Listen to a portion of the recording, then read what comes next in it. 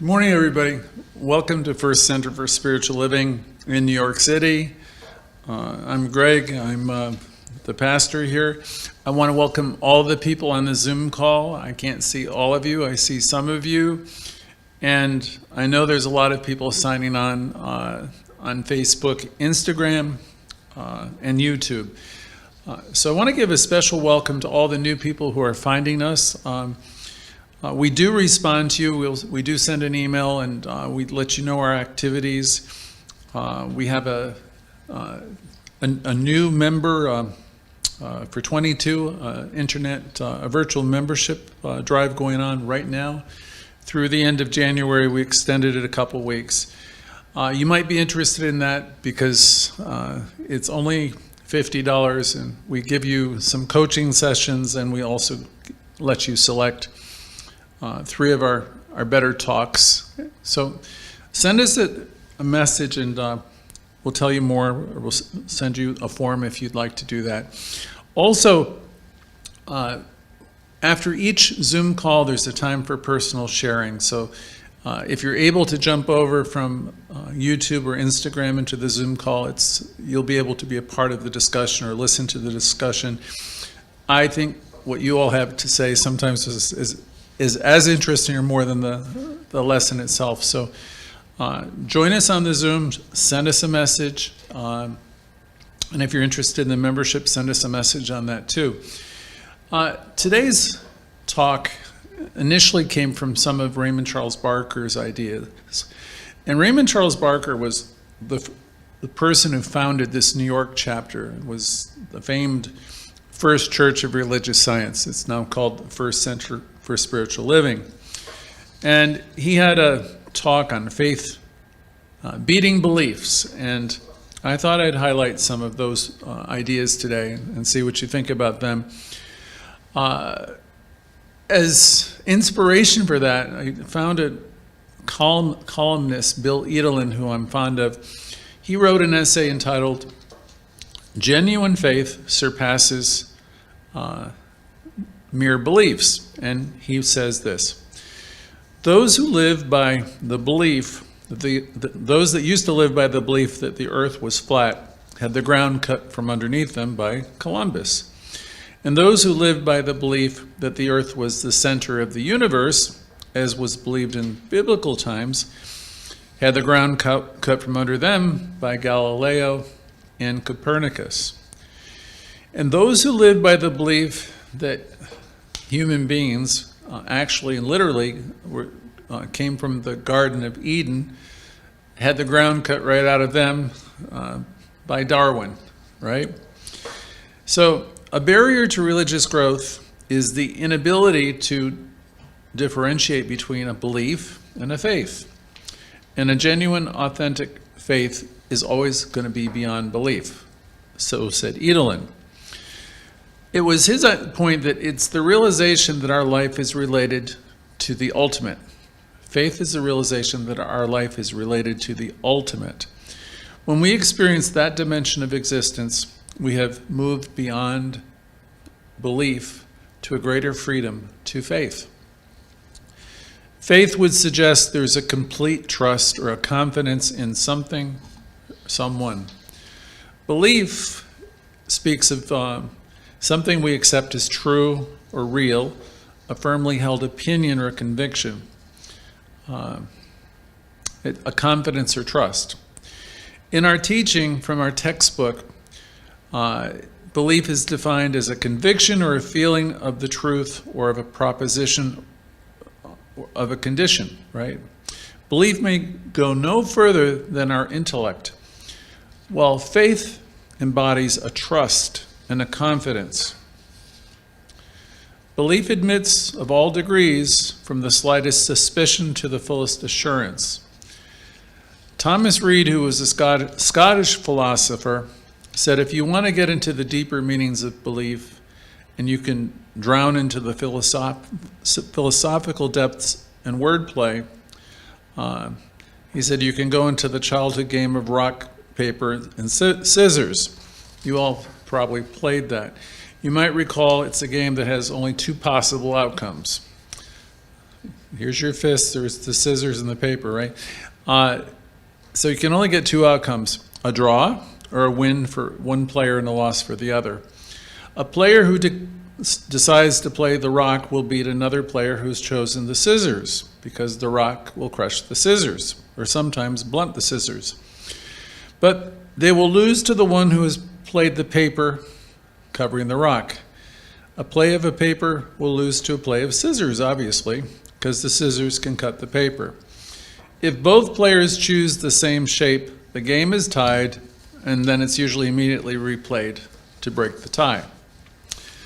Ernest Holmes, our founder, wrote, "In What I Believe," a series of statements of the principles that we practice.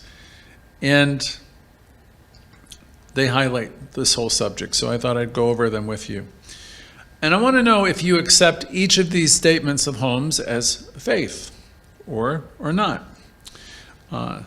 This may be why the reading and the commitment to these statements are part of the licensing of all of our practitioners and our ministers.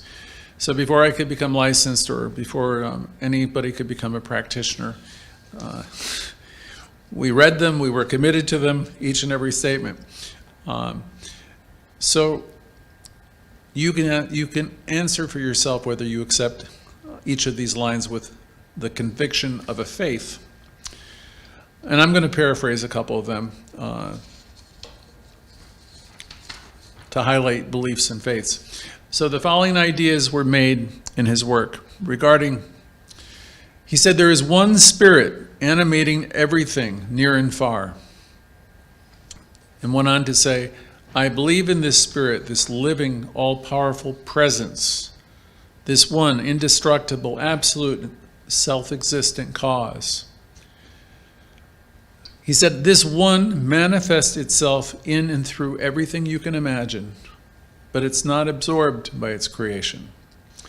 The universe is its very body. So you can think of all the planets and the galaxies, and everything you can imagine is the body. And all that we see and experience in life and anywhere is the logical and necessary outcome of its infinite self-knowingness. The next point he made was, everything is spirit. And Holmes went on to say, I believe, I have faith, I believe in the incarnation of spirit in all beings, and that every person is an incarnation of this one spirit. So you could ask yourself, do I believe that?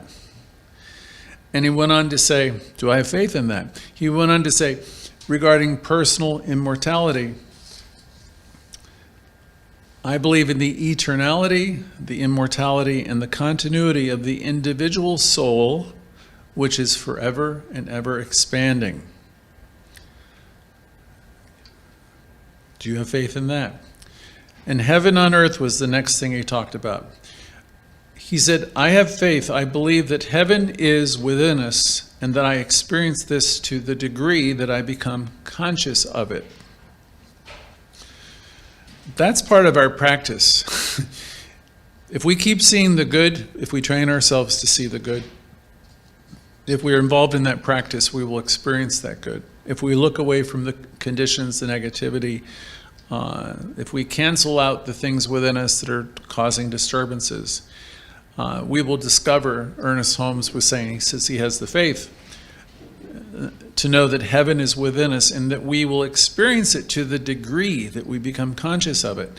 Now, many people on this call may not be conscious of, that power that they have to see this good and experience this good, but this is something that Ernest Holmes, who was the founder, said he has faith in that. It's part of the principles, Declaration of Principles.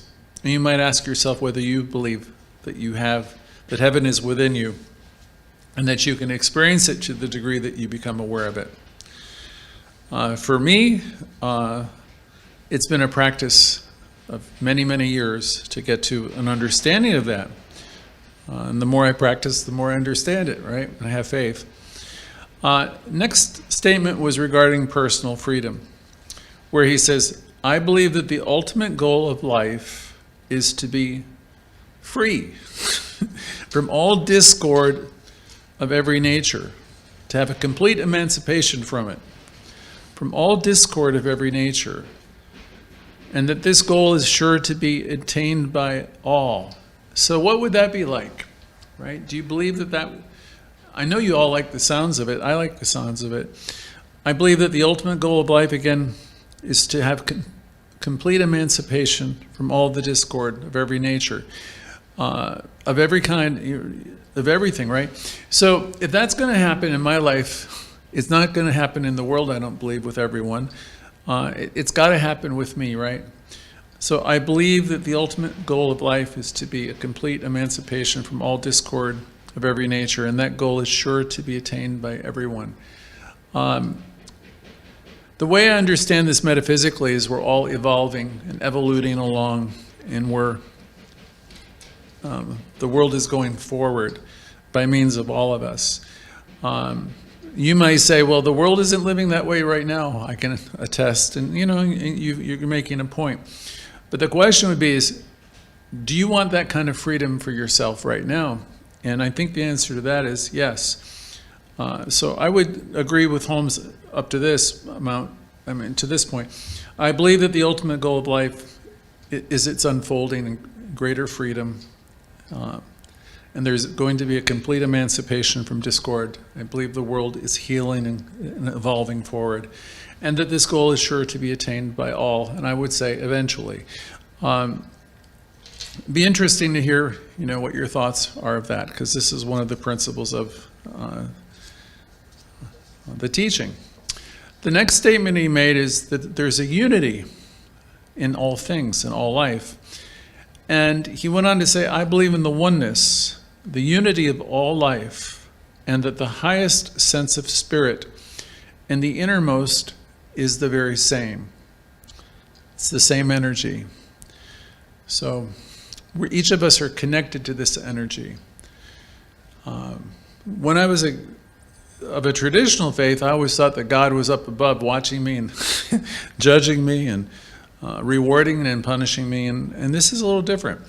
This borrows from people, all the great sages and mystics. I believe in the one life, this one life that we're all part of, that this spirit is in all things everywhere. It's and wherever you can imagine, I believe in this one life, this unity of life, from the innermost place to the outermost place, and we're connected to it.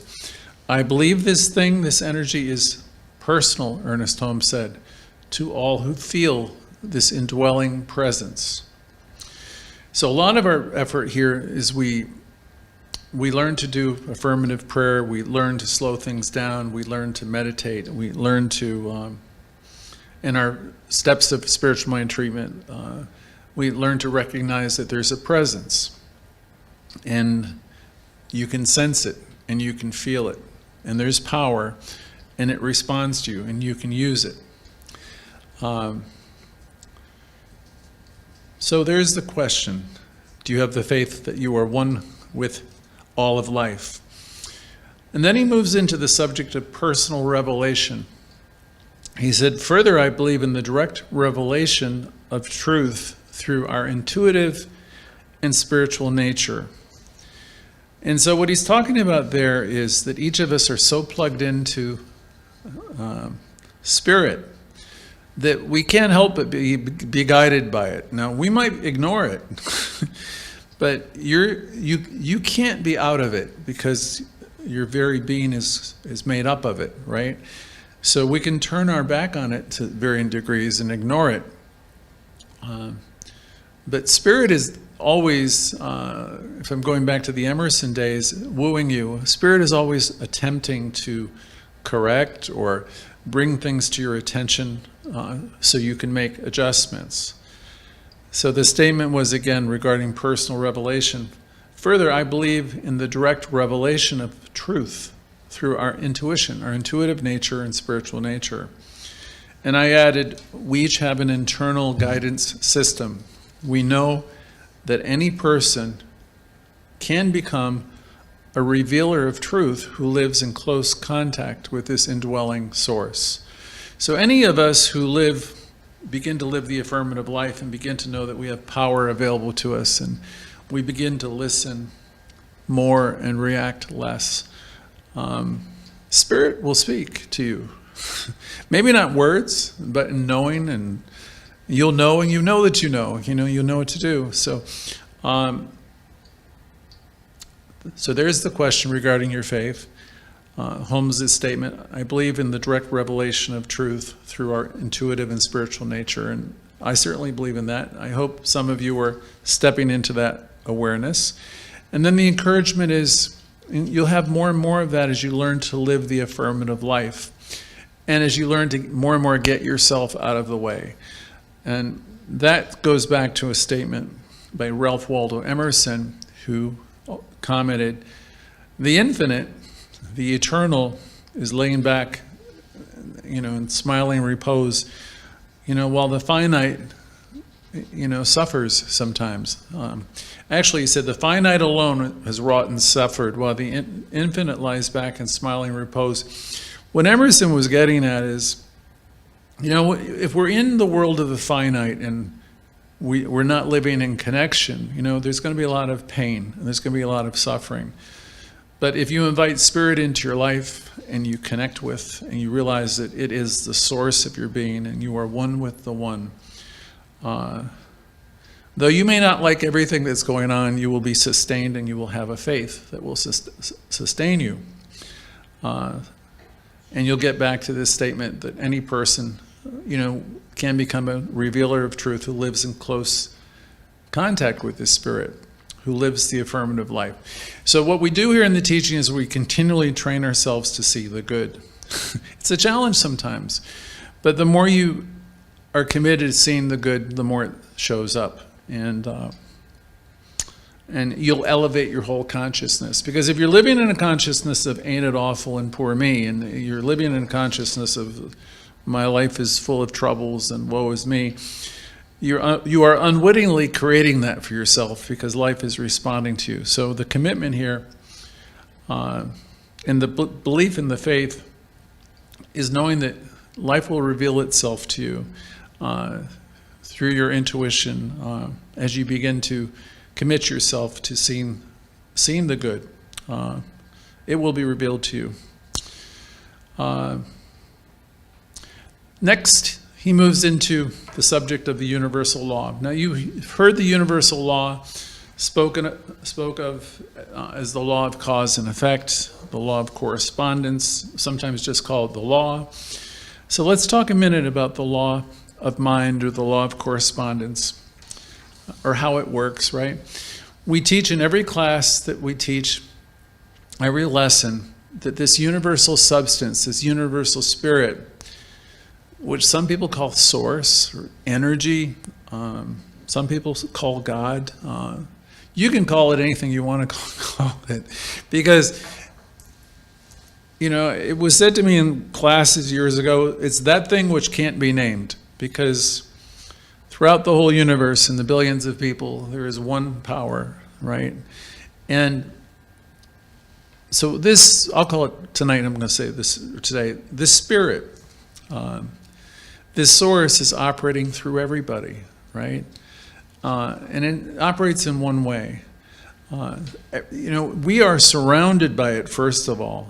We call it creative mind. We're surrounded by this creative mind, which is always receiving our thoughts and acting upon our thoughts.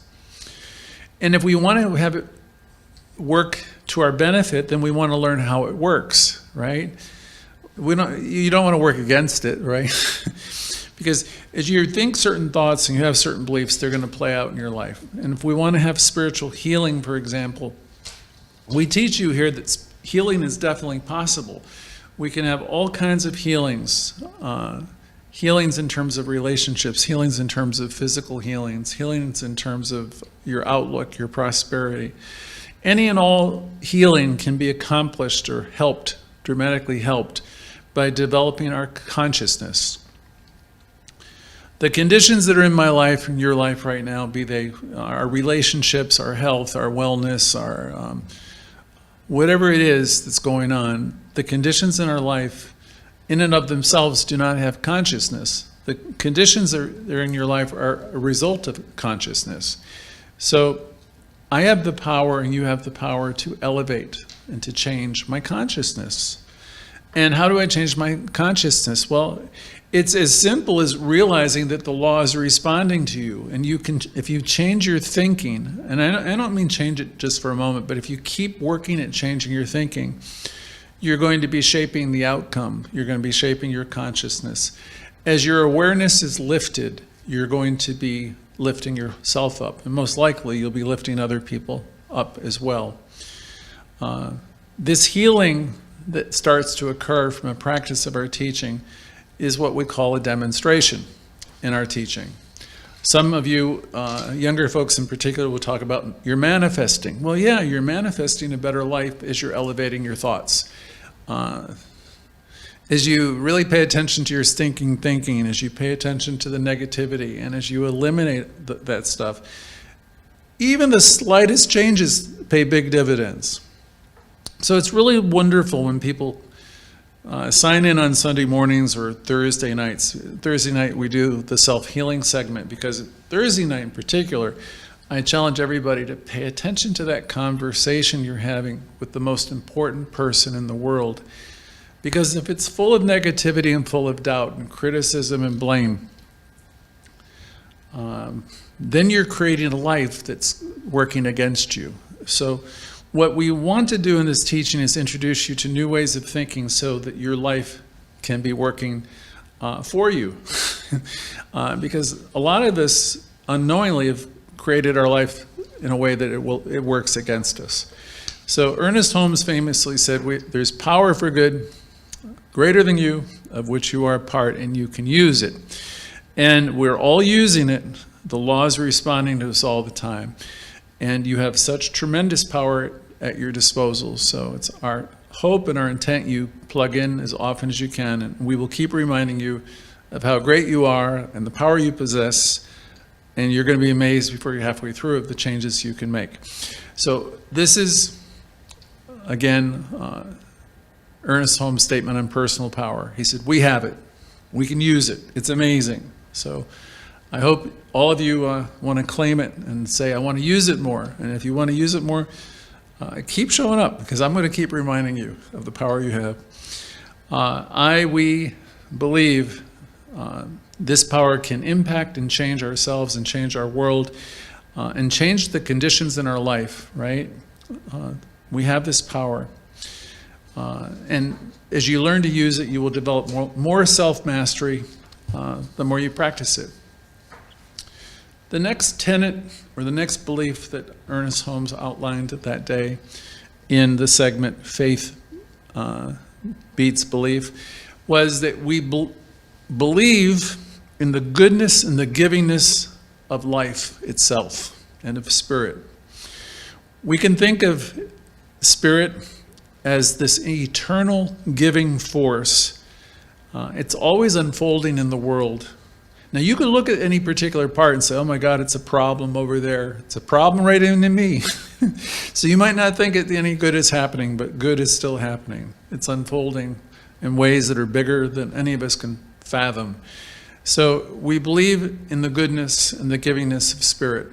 And as you look back on civilization, you can see how it's advanced, and all of life is evolving, and it's evolving in you and me. And as you look at your own life, you can look back and you can think, oh my goodness, I'm not at all like I was back then, and I've grown a lot, and you have, and we all have. And we can celebrate that, and we can know that, as Louise Hay would say, all is well, and everything is working out. So we can think of this life as the eternal giving force, unfolding always in a more grand way, in a bigger way, and for the good of all. The eternal giver of life to everyone. Then we're going to move into the subject of self-determination for a moment, where Ernest Holmes said, I believe in my own soul, my own spirit, and my own destiny. For I understand that my life is the life of God, or is the life of spirit. And so each of you are individualizations of this spirit. And each of you are amazing. Alone in the world, there are billions of people, there's only one you. So you are what we call individualizations of God life. And in that sense, you're standing or maybe sitting on holy ground. You might not think of yourself as holy, holy me, but you are in fact one with the one. And you have power, and you have this loving spirit that's attempting to get your attention and express itself beautifully through you, so you can live a life that's more fully expressed and with much more joy and happiness. Our textbook glossary, as I go forward, defines faith in this way. It says, faith is the substance of things that are hoped for, the evidence of things not seen. From the ancient Hebrews, faith is a mental attitude so inwardly embodied that the mind can no longer deny it. There is nothing in mind denying it. Faith is complete when it's both in your conscious mind and it's in your subjective mind. So if you want something to really take shape in your life, it's got to be more than a mental exercise. You've got to have a feeling. We've had great spiritual contributors to our teaching, one of which was Thomas Troward. And his input, he had a lot of input, but one of the things I want to say he added was to add feeling into it. Have it be more than just a mental thing. Faith is a mental attitude so inwardly embodied that the mind can no longer deny it. So you want to be able to sense it, feel it, taste it, know it, whatever it is you're going for, whatever place you're looking to level up in your belief. It's integral, this faith. It's up, it's down, it's all around. You've surrendered to it, and and you have this faith. And if you do have this faith, if you don't have it, you can develop it. You can practice with affirmations. This is our work. This is what we do here. Faith means that you have a faith and a belief and a presence, right? So I learned years ago, I practiced the presence. I was a young man and, trying to learn this, and I would say, all is well in my world. That was from Louise Hay, or this is God in my life. Whatever was going on, I would use, Edwina Gaines had a saying, I'm training myself to see the God or the good or the God. If you keep training yourself to see the good and look away from the problems, you're going to start seeing more and more good show up.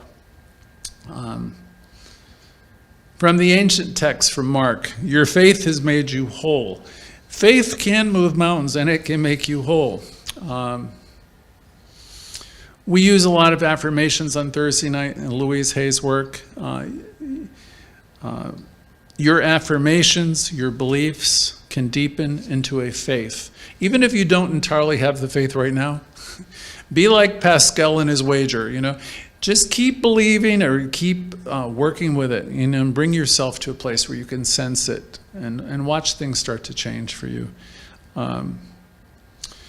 Because when your faith is really taken into your being on a deeper level, fully embodied into your entire being as something real, as an undeniable truth, everything starts to change. It changes before that, actually, but you want to unite the thinking with the feeling. We need to work on it and build up our consciousness. In some of the classes last year, I was trying to make things a little bit more fun and light, so I was talking about superpowers that we have, because we're in the 2020s. I'm going to give you 3 important words that have guided me through the years, and they continue to inform me. Maybe they will help you charge up and develop the ultimate superpower, being faith. They were the omnis, omniscience, omnipotence, and omnipresence. Omniscient, the definition is having infinite awareness, understanding, and insight. Omnipresence meaning being in a state where something's constantly encountered. And so these 3 words help me. If I think that, this power has all knowledge, it's everywhere present, all power, And that power is mine to use, and it's yours to use. Contemplate those words. The universe responds to your every thought, Louise Hay said, and so did Ernest Holmes and others. But people don't largely get this idea. Okay? Think of it again. The universe responds to your every single thought. So Thursday nights, I'm always asking this one question. What's it been like being you this week? And what I'm really wanting people to start to be is mindful of what the conversation has been. If you've been down and you've been depressed and you've been hurting and you've been negative, find a way within yourself to interrupt that conversation. There's lots of things you can do, from reaching out to people, to calling people, to maybe shifting the conversations to something lighter. But if your whole body of thoughts, are heavy and they stay heavy, they're going to produce in your life. So the universe is responding to our every thought. And people don't get it. They just think like, when we're teaching this science to kids, religious science, we talk about the stagecoach, and we say you've got this great stagecoach. In front of it are these stallions that represent power. And what we're suggesting, if you're teaching this to the children, is to get out of your comfort zone and think some new thoughts. Get up onto that platform, and use the power. Because if we stay in these states of consciousness where negativity is circulating and circulating and circulating, we're going to keep creating what we've been creating. So the universe will respond to you, and it responds to your every single thought. So I can't underscore enough the importance of challenging yourself when you're going to a negative place. Just stop it. And Louise Hay, when we teach her class on Thursday, will say, stop in the name of the love.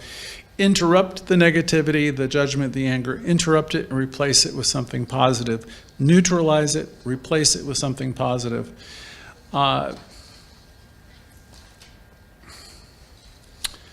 There's a couple more quotes I'm going to give you on this subject. In our text, there's an entire chapter on the subject of faith, and from the paragraphs, misplaced faith. Someone has said that the entire world is suffering from one big fear, the fear that the universe will not answer our prayers. Let's take a look at the fears which possess us and see if this is true. The fear of lack is the belief that this presence does not and will not supply us with whatever we need.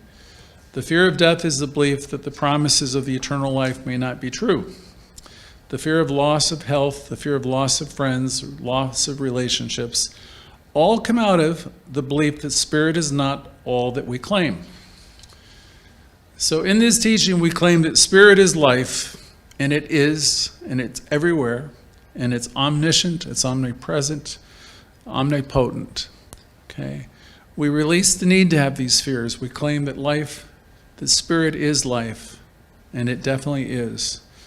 And what is fear? It's nothing more or less than the negative use of faith. It's misplaced faith. It's a belief in two powers instead of one. A belief that there can be a power opposed to God, whose influence and ability may bring us evil. In other words, to correct all the would-be evils of the world. Ernest Holmes said, all humanity needs to do, and all I need to do, and all you need to do is to rise in consciousness and to develop greater faith in an absolute positive faith, and develop positive expectancy. This is our superpower, is to work on seeing the God, the good in every encounter. Every encounter, I used to say years ago, is a holy encounter. I will say to myself other things like, everything is happening for the good. So develop your superpower, which is your faith. Faith rightly placed will move mountains, will heal anything, will bring forth health and wealth and everything that you could possibly need. So I think at this point, I'll give you one more tidbit here. Borrowing from ancient Christian writings, if you have Faith is a grain of the mustard seed. You shall say to this mountain, be moved from here over there, and it will move, and nothing will be impossible to you. When you're in alignment with Spirit, when you are practicing this teaching, doors will open for you that have never been opened before. You were meant to have a big life and a wonderful life and a life of peace and contentment and prosperity and joy. And I know that that's the truth for each and every one of you today. And so ends today's lesson. Thank you.